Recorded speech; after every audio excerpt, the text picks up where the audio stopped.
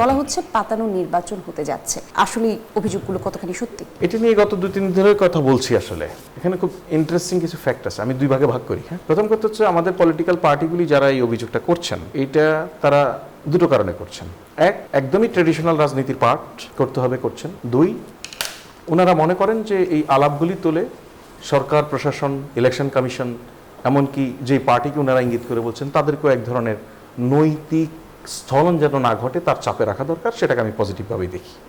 চাপে রাখা ভালো, কিন্তু বাস্তবতা হচ্ছে আপনি পার্টিকুলার ইনসিডেন্ট নিয়ে বলতে হবে।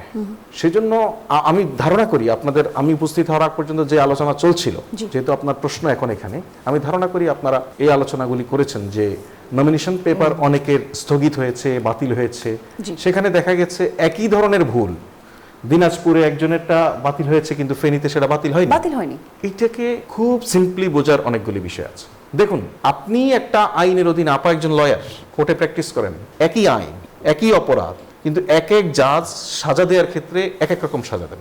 সুতরাং, বা আমরা ক্লাসরুমের কথাও যদি যাই, আমাদের শিক্ষকরা যখন খাতা দেখেন, একই প্রশ্ন একই উত্তর লিখলাম, এক একজন শিক্ষক মার্ক এক একভাবে দেন।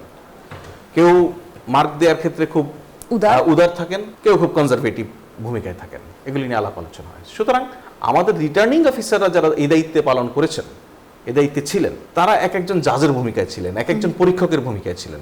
তারা কিন্তু হিউম্যান বিং।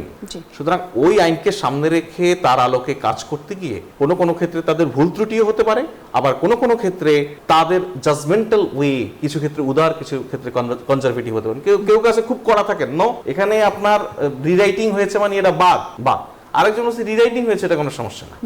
এটা ঘটে। এই জন্য একটা ইউনিফর্ম জায়গা থাকে, সেটা হচ্ছে আপিল। আপনি যখন আপিল করছেন, একই রকম ভুলের জন্য যদি আপিলে এসে একই ব্যক্তি দুই রকম রায় দেয়, তখন সেটাকে আপনি আলটিমেট প্রশ্নের জায়গায় নিয়ে যেতে পারবেন।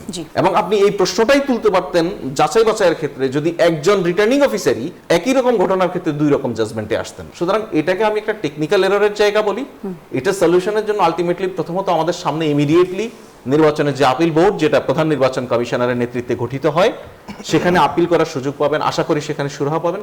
সেটাও যদি না হয়, সর্বোচ্চ আদালতে যাবেন, সেখান থেকে সুরাহা পাবেন। ধন্যবাদ।